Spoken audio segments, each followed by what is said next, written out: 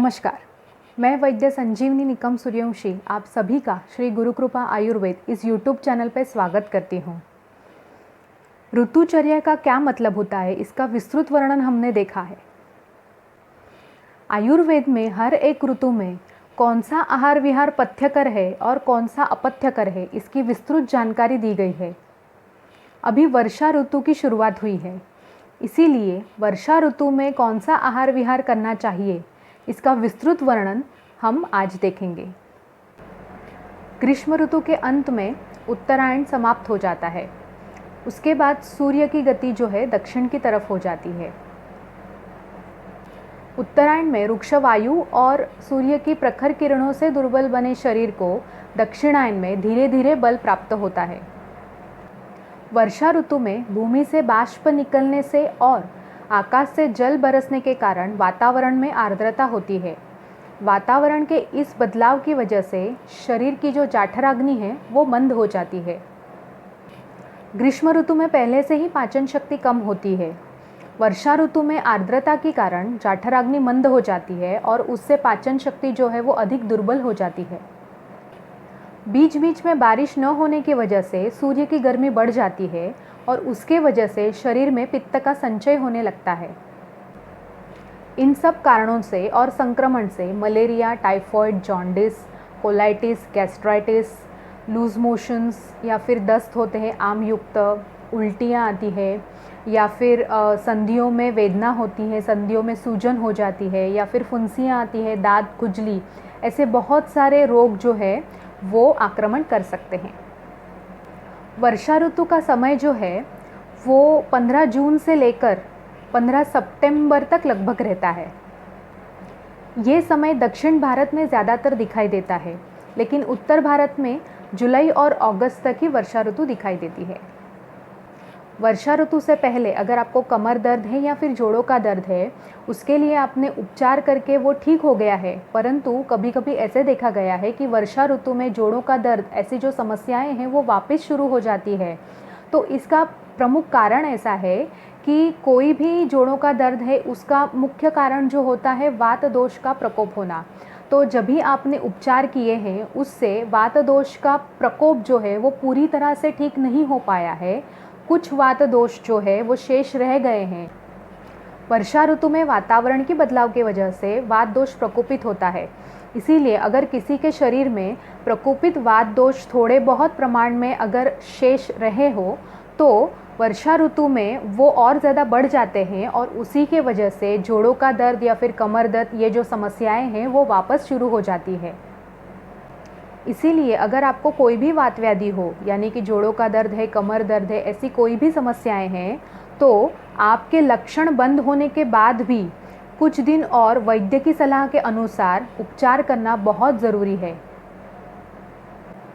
उससे शरीर में अगर कुछ प्रकोपित दोष शेष रह जाते हैं तो वो पूरी तरह नष्ट होते हैं और कोई भी जो व्याधि है वो जड़ से नष्ट हो जाता है। वर्षा ऋतु में कौन से पथ्यकर विहार का वर्णन किया है, यानी कि वर्षा ऋतु में कौन सी चीज़ें करने से हमें कोई हानि नहीं होने वाली है, इसके बारे में आयुर्वेद में बहुत ही विस्तृत वर्णन किया गया है।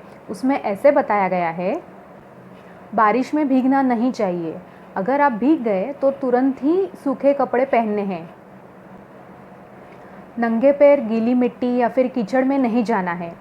सीलन युक्त स्थान पर नहीं जाना है और बाहर से लौटने पर तुरंत ही पैरों को स्वच्छ करना है। नदी में स्नान नहीं करना है, क्योंकि भारी वर्षा के कारण नदी में अलग अलग जीव जंतु भी होते हैं और अलग अलग जगह से दूषित पानी नदी में आ जाता है। कीट एवं मच्छरों से बचने के लिए मच्छरदानी का उपयोग करना सबसे ज़्यादा हितकर है। आपके घर के आजू बाजू का परिसर स्वच्छ रखें, उस परिसर में पानी जमा होने न दें। वर्षा ऋतु में आप नित्य अभ्यंग कर सकते हैं। अभ्यंग करने के 1 या 1.5 घंटे बाद आप गर्म पानी से स्नान करें। स्नान करते समय औषधि युक्त उद्वर्तन का आप उपयोग करें, उससे फंगल इन्फेक्शन जैसे बीमारी जो वर्षा ऋतु में होती है वो आपको नहीं होगी। वर्षा ऋतु में पैरों की स्वच्छता का विशेष रूप से ध्यान रखना चाहिए। वर्षा ऋतु में उपयुक्त होने वाले ही चप्पल या शूज़ का उपयोग करें। शूज़ या सॉक्स जो है वो गीले नहीं होने चाहिए। हमेशा अपने पैर जो है उन्हें सूखा रखें। भारी वर्षा होने पर वातावरण में शीतलता बढ़ती है, उस शीतलता से बचने के लिए उपयुक्त ऐसे वस्त्र धारण करें। ऐसे शीतकाल में शरीर की गर्मी अगर हम बनाए रखते हैं तो हमें संक्रमित रोग नहीं होते।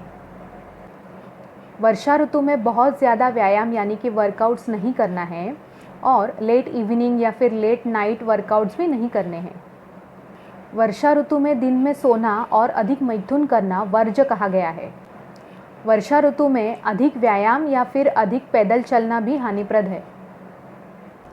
घर के आसपास के गड्ढों में जमा हुए और सड़े पानी में मक्खियाँ, मच्छर और कीटक पनपते हैं और वो रोग फैलाते हैं। इसीलिए ऐसे गड्ढों में कीटकनाशक छिड़क देना चाहिए। वर्षा ऋतु में सफाई का विशेष ध्यान देना बहुत ज़रूरी है।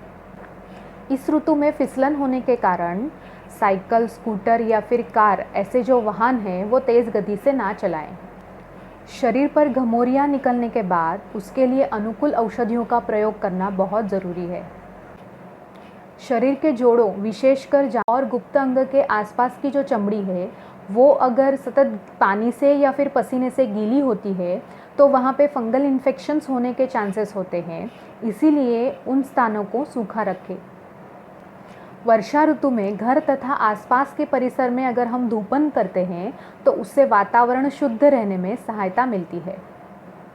वर्षा ऋतु में विहार में क्या पथ्यकर है और क्या अपथ्यकर है, यानी कि dos and don'ts in rainy season lifestyle, ये हमने देखा। अगले वीडियो में हम देखेंगे कि वर्षा ऋतु में कौन सा आहार पथ्यकर है और कौन सा अपथ्यकर है। धन्यवाद।